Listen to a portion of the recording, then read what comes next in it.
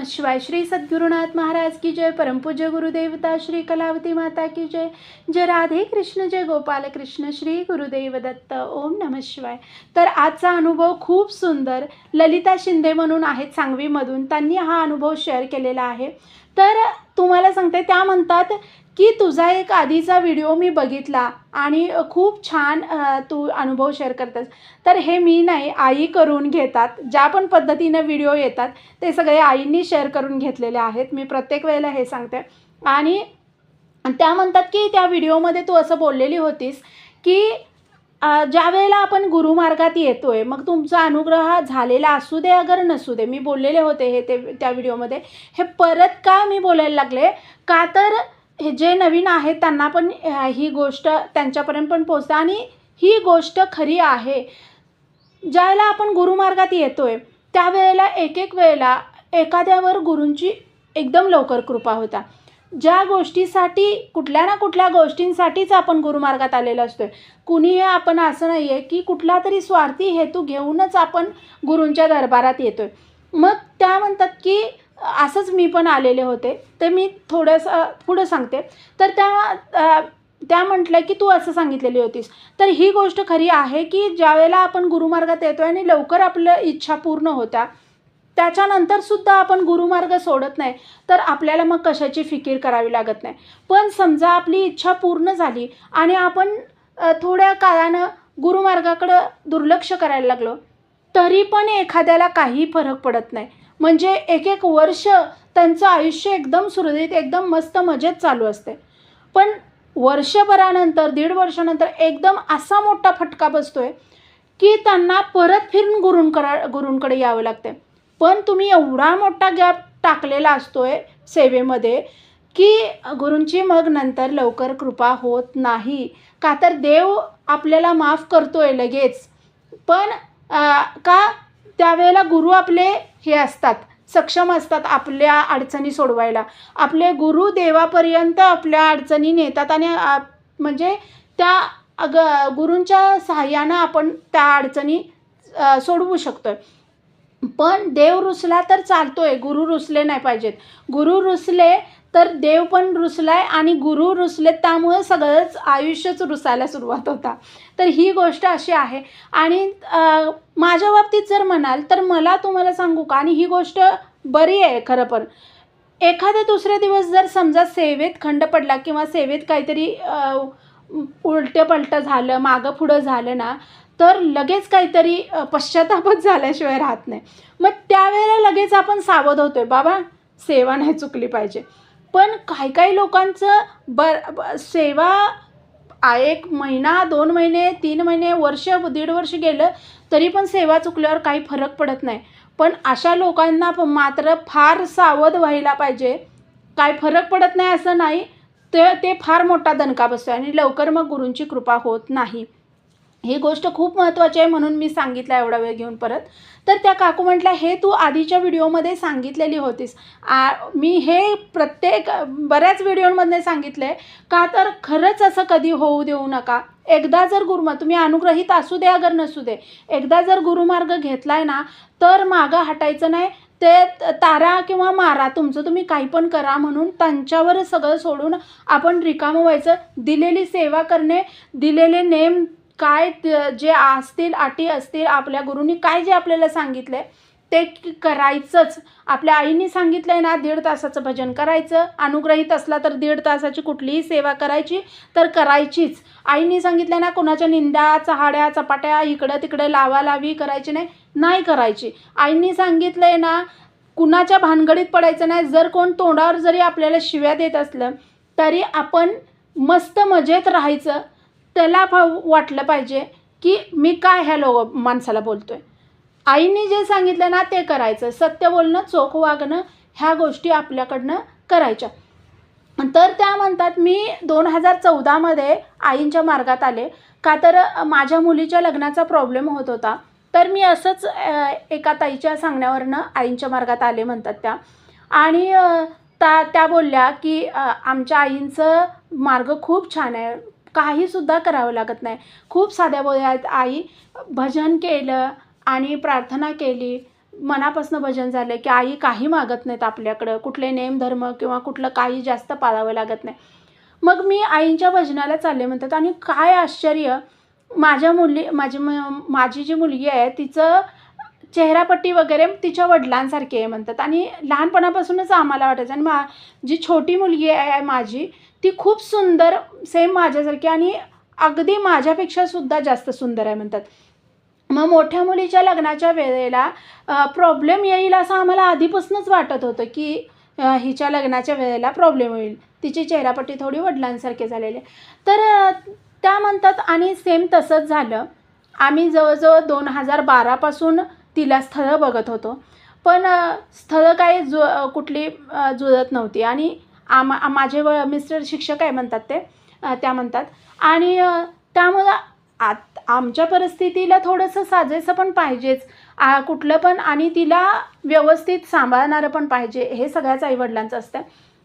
मग आम्ही बघत होतो बरेच स्थळं, म्हणजे जवळजवळ त्या म्हणतात 25 तरी स्थळं झाली असतील 2014 पर्यंत.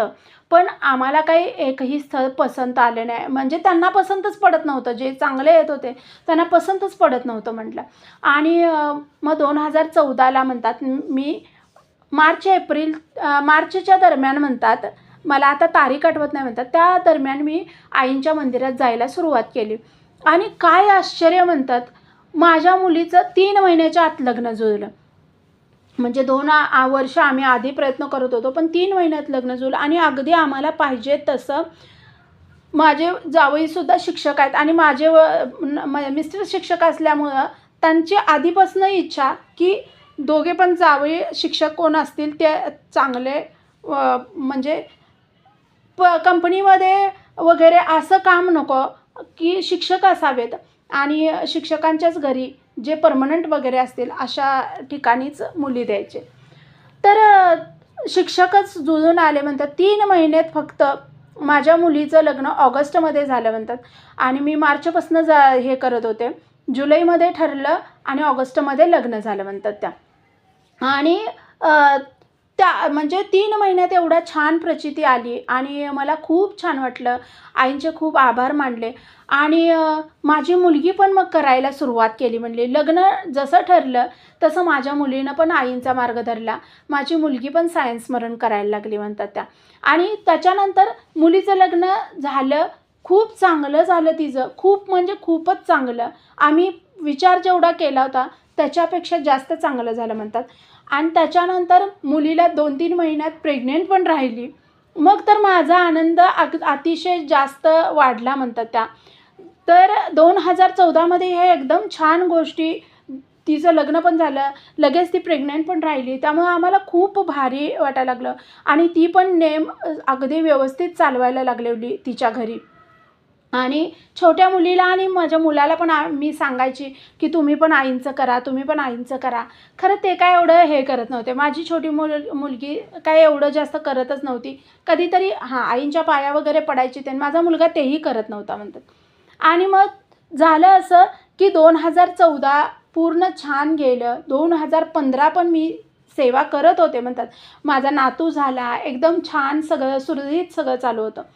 आणि 2015 एंडिंगपासून मला सेवाच करू वाटेना म्हणतात. काय केल्या म्हणजे काही करूच वाटायची नाही. पण तरीसुद्धा काही नाही. दिवाबत्ती करताना पाया पडायची वगैरे. तर आधेमध्ये माझं 2016 आलं म्हणतात. आधेमध्ये माझ्या मुलीचा वगैरे फोन आला की ती मला म्हणायची आई काय चाललं आहे वगैरे. मग कधी कधी आईंचा विषय व्हायचा, भजन करतेस का, तर होय करते. माझं भजनच होत नाही असं मी मुलीला म्हणायची. तर ती म्हणायची असं करू नकोस आई, आपण नेम करायला लागलो तर नेम व्यवस्थित पाळ, जात जा मंदिरमध्ये पण जात जा. तर म्हणायच्या मी करायचं असं म्हणायचं, पण करायची नाही. आणि सगळं छान चालू असतंय त्यावेळेला मग आपल्याला गुरूंची आठवण होत नाही, देवाची आठवण होत नाही त्यावेळेला. मग तसंच म्हणतात 2015च्या एंडिंगपासून मी सेवा माझी बंद पडलेली. 2016 संपत आलं तरी माझी काही सेवा झाली नाही म्हणतात. नुसतं दिवाबत्ती करताना पाया जेवढं पडेन आईंना तेवढंच. माझी पूर्ण सेवा जी 1.5 तासाची मी करत होते ती सगळी पूर्ण बंद झालेली म्हणतात. आणि नंतर 2016 त्या 2016मध्येच म्हणतात छोट्या मुलीसाठी आम्ही आणि बघायला सुरुवात केलेली आणि आम्हाला पूर्ण कन्फर्म होतं की छोट्या मुलीला मात्र माझ्या लगेच स्थळ हे होणार. आणि 2016च्या मध्यंतरीपासून आम्ही जून जुलै ह्या दरम्यानपासून आम्ही तिला बघायला सुरुवात केली. पण तिच्या लग्नामध्ये ते ठरण्यामध्ये अडचणी यायला लागल्या. म्हणजे पहिले 2-4 स्थळं येऊन गेल्यावर काय वाटलं नाही. 2-3 स्थळं आल्यावर की काय असं होतं आहे असं वाटलं. पण नंतर एंडिंगला मला असं वाटायला लागलं की आपण सेवा करत नाही आणि म्हणून हे व्हायला लागलं आहे काय असं वाटायला लागलं म्हणतात. आणि मग मी आईंची माफी मागितली. तर म्हणजे 1 वर्षाचा गॅप पडला एवढा मोठा. आणि मी आईंची माफी मागितली. आई आणि आणि त्या बोलल्या त्या दरम्यान माझा मुलगा पण म्हणजे त्याला म्हणजे जास्त शिक्षणाची आवडच नव्हती. माझ्या मुली दोघी पण BEd वगैरे झालेल्या आहेत. वडिलांसारखं त्यांनी पण शिक्षण चांगलं घेतलं. पण माझी मुलगी तर आत्ता जी छोटी मुलगी आहे तर ती तर कॉलेजवर प्रोफेसर आहे म्हणतात. पण तरीसुद्धा तिच्या लग्नात अडचणी यायला लागल्या आणि इतकी सुंदर माझी मुलगी. आणि मग मला असं जाणवायला लागलं की बाबा नाही आईंचा मार्ग धरला पाहिजे. आणि मग मी परत आईंची माफी मागून परत भजनाला सुरुवात केली म्हणतात. 2017 म्हणजे 2016च्या एंडिंगला डिसेंबरचा उगवला होता म्हणतात. आणि 2017ला मग मी सुरुवात म्हणजे 2016च्या एंडिंग डिसेंबरला म्हणजे 2017 आला तो. तर त्यावेळेपासून मग मी सुरुवात केली म्हणतात. आणि त्या वेळेपासून सुरुवात केल्यावर तुम्हाला सांगते म्हणतात इतक्या अडचणी यायला लागल्या. कुठं माझ्या मुलीचं लग्न जुळेना म्हणतात. आणि ते जुळेना विथ हे जे नातेवाईक वगैरे त्यांना काय वाटायचं की हिला पेमेंट चांगली आहे, एकदम वेल सेटल पोरगी आहे, आईवडील पैसे घ्यायला सोकवलेत असं 1-2 नातेवाईकांकडनं बोलणं पण आलं. आणि मग मला इतकं वाईट वाटायला लागलं की आम्हाला काय पैसा नाही आहे का, माझा नवरा काय न मिळवत आहे का. आणि मग मला एवढं वाईट वाटायला लागलं. आणि सगळेजण म्हणायला लागले मुलीचं लग्न का तुम्हीच हे करताय, आता काय मुलीचा भरपूर पैसा मिळतो आहे. तर असं 1-2 वेळा असं हे झाल्यावर मला फार वाईट वाटलं. मी खूप रडले म्हणतात आईंच्या समोर. आणि माझा मुलगा त्याला फार शिक्षणात रस नाही म्हणून गॅरेज काढून दिलेलं आम्ही. तर तो पण व्यवस्थित ते पण करेना. आणि तो शिक्षणाकडे पण त्याचं लक्ष नव्हतं. शेती आहे आमची तर शेतीमध्ये त्याला हे करायला दिलेलं ते पण काही व्यवस्थित करेना. मग मात्र मला फार टेन्शन यायला लागलं. आणि मी आईंना म्हटलं आई माझं 1 वर्ष गॅप पडला आहे, मला खरंच माफ करा. आणि मी परत सेवा चालू करते. पण त्याच्यानंतर म्हणतात मला मुलाचे तर सारखे प्रॉब्लेम असे सारखेच चालू होते. सारखं त्याच्या काहीतरी तक्रारी आणि सगळं धंद्यामध्ये त्याने लॉस आणला, सगळं हे केलं. हे सगळं म्हणतात 2017 आहे त्यावेळेपासून 2021पर्यंत चालू होतं. मी सेवेत अजिबात खंड केला नव्हता. त्याच्यानंतर 17पासून 21पर्यंत कंटिन्यू मी व्यवस्थित सेवा करत होते, उपासना करत होते. काही फरक पडत नव्हता. माझ्या मोठ्या मुलीचं मात्र कधीही खंड पडला नाही आणि तिचं सगळं व्यवस्थित. आणि मग म्हणतात मला एवढं जे हे व्हायला लागलं म्हणजे काय करावं आता मला फार टेन्शन यायला लागलं. आणि 2021मध्ये मी आईंना बोलले, आई म्हटलं माझी चूक झाली होती 1 वर्ष, पण तुम्ही एवढी माझी परीक्षा घेऊ नका की मला सहन होण्याच्या पलीकडचं व्हायला लागलेलं आहे सगळं. आणि माझी एवढी सुंदर मुलगी माझा दोष आहे तो. माझ्या मुलाला त्याचा त्रास होऊ देऊ नका, माझ्या मुलावर काय त्याच्यामुळे हे होऊ देऊ नका. मी माझ्या मरणापर्यंत तुमचे चरण कधी सोडणार नाही. मी एवढं म्हणजे त्या 4 वर्षात मला एवढा त्रास झाला म्हणतात की विचारण्याच्या पलीकडचा त्रास झाला मला. माझ्या मुलीचं वेगळं लग्न ठरत नाही म्हणून ते टेन्शन, पण मुलांना माझ्या खूप त्रास दिला म्हणतात तेवढ्या ह्याच्यामध्ये. आणि नंतर मग एक दिवशी असाच येता तो गाडीवरनं पडला आणि पडल्यानंतर मग घरी आणलं. त्याला लागलं नव्हतं म्हणतात फार, पण गाडीवरनं पडला आणि घरी आणलं. आणि जास्त हे नव्हतं पण दुखायला फार लागलं होतं, आपण मुक्कामार म्हणतो ना तसं. आणि खूप म्हणजे असा तो विवळायला लागला. दवाखान्यातनं वगैरे नेऊन आणलं त्याने. मग त्याला बोलले शरीरावर येतं आहे त्यावेळेला माणसाला कळतं आहे म्हणतात. त्याला बोलले त्यावेळेला हे बघ, इथून पुढं आम्ही तुला काही सपोर्ट करणार नाही. तुला जर उभं राहायचं असेल तर तुझं तू हे कर. एक तर ह्या घरात आईंचा मार्ग मी एकटीच करता. जर तुम्हाला तुमचंच कल्याण करून घ्यायचं असेल तर तुम्ही आईंच्या मार्गात आलं पाहिजे. नाहीतर मी तर तुमच्यासाठी काही मागणार पण नाही आणि मला तुमचा त्रासच नको. तुम्हाला जसं जगायचं आहे तसं कुठं बाहेर जाऊन जगायचं आहे तिकडं जगा जावा. एवढं म्हणजे मला फार अतिरेक झाला होता त्या दिवशी तो पडून आल्यानंतर. त्याचं दुखत होतं पण मला ते सुद्धा बघवेन आणि मला कपॅसिटीच नव्हती म्हणतात सहन करण्याची. आणि मग मी बोलले त्याला खूप आणि म्हटलं की काही नाही, भजनाला यायचं, बालोपासनेला तरी निदान यायचं, घरात थोडंफार करायचं. हे होणार असलं तर सांग, नाही तर तुला रस्ते मोकळे आहेत बाहेर, घराच्या बाहेर जे पण काय करायचं आहे घराच्या बाहेर. माझे मिस्टर तर आधीच कडक आहेत, पण माझ्या ह्याच्यामुळं म्हणतात त्या की लाडामुळं तो बिघडत चाललेला होता. मी ज्यावेळेला स्ट्रिक्टली घ्यायला सुरुवात केली, मी म्हटलं इथनं पुढं तुला पैसे मिळणार नाहीत घरातून, तू लॉस आणलेला आहेस इथनं मिळणार नाही. जर मी सांगते त्या पद्धतीनं सेवा उपासना जर करायची असली तर घरात थांबायचं. त्यावेळेपासून तो म्हणजे नाईलाजास्तव करायला लागला म्हणतात. पण 7-8 महिने गेल्यानंतर त्याला स्वतःमध्येच काहीतरी बदल जाणवायला लागले आणि स्वतःच्या बिझनेसमध्ये थोडाफार काहीतरी जे त्याला बदल दिसायला लागला, त्याच्यातनं खरंच तो आईंच्या ह्याच्यात आला म्हणतात. आणि आता 2024मध्ये म्हणतात इतका तो बदलला आहे. आणि माझ्या मुलीचं 2022ला म्हणतात लग्न झालं. ती पण शेवटी मला जे वाटत होतं की सगळ्यांनी आईंच्या मार्गात यावं, तिचं पण लग्न झालं म्हणतात. आणि तिचेसुद्धा मिस्टर शिक्षकच आहेत. एक मुलगी पण झालेली आहे तिला आता आणि तिचं पण खूप चांगलं झालं. आत्ता माझा मुलगा व्यवस्थित रुटीनला आहे, सगळंच व्यवस्थित आहे. आता म्हणतात मरेपर्यंत माझ्याकडनं किंवा माझ्या फॅमिलीतल्या कुणाकडनंसुद्धा आईंचा मार्ग सुटणार नाही. हे जे आहे ना, गुरु एकदा जर कोपले तर हरी पण कोपला, ही गोष्ट खरी आहे. गुरु कोपला की हरी कोपला. त्यामुळं गुरूंचे पाय हे आमरण आपल्याला धरायलाच लागतात. म्हणजे जोपर्यंत आपल्या श्वासात म्हणजे आपल्या शरीरामध्ये श्वास आहे तोपर्यंत नाम आणि आपली उपासना ही घडलीच पाहिजे. त्याला पर्याय नाही आहे.